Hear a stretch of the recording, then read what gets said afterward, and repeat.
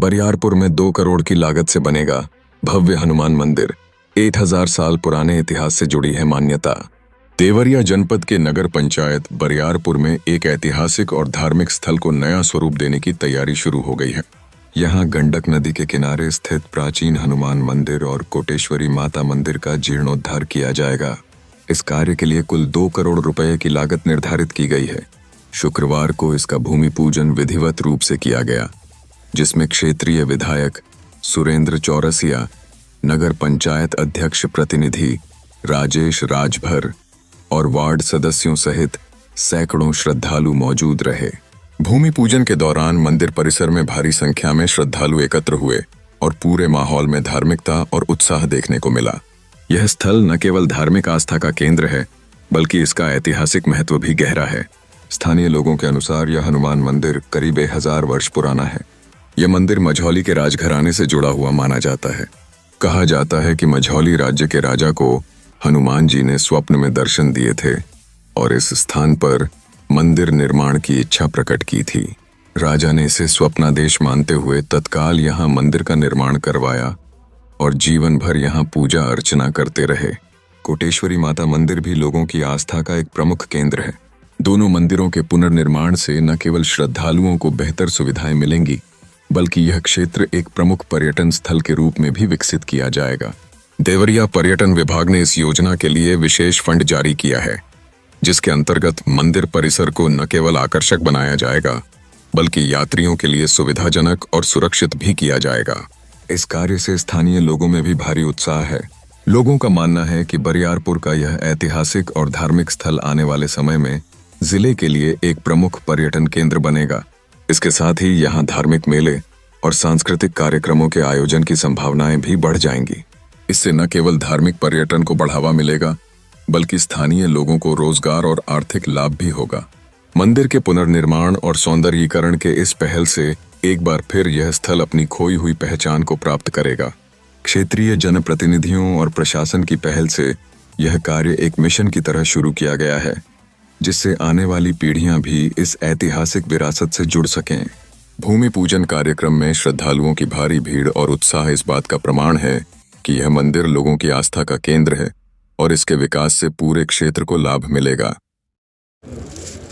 अध्यक्ष जी, आपके यहाँ नगर पंचायत में हनुमान मंदिर का जो है जीर्णोद्धार हो रहा है, क्या है मंदिर का कहानी और क्या है पूरा जो है? देखिए, पौराणिक मंदिर है और प्राचीन काल का मंदिर है। जब मझौली स्टेट हुआ करता था तो जिनके परिधि में हम लोग आते थे, एक दिन राजा अवधेश प्रताप मल जी सोए थे तो उनके सपने में हनुमान जी और कोटेश्वरी माता जी आई और कहीं कि आप बरियारपुर में चलो, वहाँ मेरा मंदिर प्राण प्रतिष्ठा कराओ। तो राजा अपने महल से निकल कर के यहाँ आए। ये बहुत ही ऊंचा इलाका था, बगल में नदी है, लेकिन बाढ़ यहाँ नहीं आता है। तो जब राजा यहाँ आए तो देखे बहुत रमणीक जगह था, तो यहाँ अपना कोर्ट चलाने लगे। कोर्ट जब चलाने लगे तो उसी के नाम से यहाँ ये कुटी का नाम पड़ गया, कोर्ट से।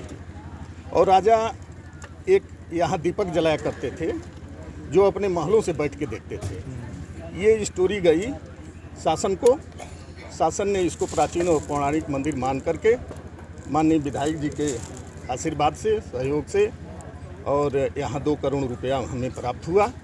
और आज जिसका शिलान्यास हम लोग कर रहे हैं, आज के बाद यहाँ सुसज्जित और पूरा मंदिर परिसर सब लाइट से, सीसी से, इंटरलॉकिंग से और सीढ़ी चारों तरफ लगेगा। यहाँ हजारों लोगों के ठहरने का शेड बनेगा। ये सारी व्यवस्था उस 2 करोड़ में करना है। निश्चित तौर पे इस मंदिर के विकास से नगर पंचायत का विकास होगा। इसी आशा और उम्मीद के साथ हम लोग ये काम कर रहे हैं। क्या यहाँ जो नवरात्र? बिल्कुल, यहाँ माँ कोटेश्वरी देवी का मंदिर है। यहाँ आप कल देखेंगे, कल यहाँ कढ़ाई चढ़ता है।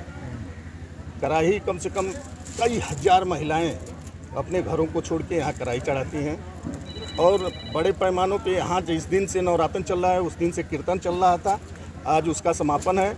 आज पूरे नगर पंचायत के लोग यहाँ प्रसाद ग्रहण करेंगे शाम को।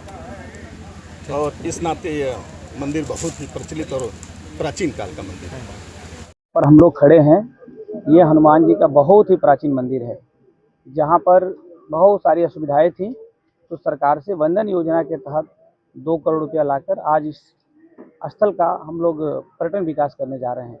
और इस स्थल के विकास के बाद लोगों का एक अलग इस मंदिर से आस्था और जो लगाव है, जिस अभाव की वजह से लोग यहाँ पर नहीं आ पाते थे, ये विकास के बाद यहाँ लोगों का अपना ऑटोमेटिक रुझान बढ़ जाएगा। अभी जो सामने आप मंदिर देख रहे हैं, ये माँ कोटेश्वरी देवी का स्थल है और बहुत ही प्रसिद्ध स्थल है।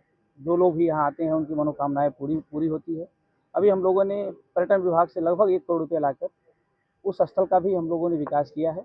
दोनों स्थलों के विकास के बाद यह स्थल संयुक्त रूप से एक बहुत बड़ा पर्यटन की दृष्टि से एक बहुत बड़ा केंद्र बनेगा और क्षेत्र के लोगों का यहाँ पर बहुत सारे जो लोग अपने छोटे छोटे कार्य करते हैं वो इस स्थल से करेंगे। विधायक जी, लोकसभा में वक्फ संशोधन बिल पास हो गया, राज्यसभा में पेश हुआ है, लेकिन माइनॉरिटी और विपक्षी लोग कह रहे हैं कि सरकार जो है हमारे धर्म को एक तरह से कुठाराघात कर रही है, क्या कहेंगे? देखिए, जो वक्फ बिल हमारा अभी जो पास हुआ है, ये किसी धर्म के खिलाफ नहीं हुआ है।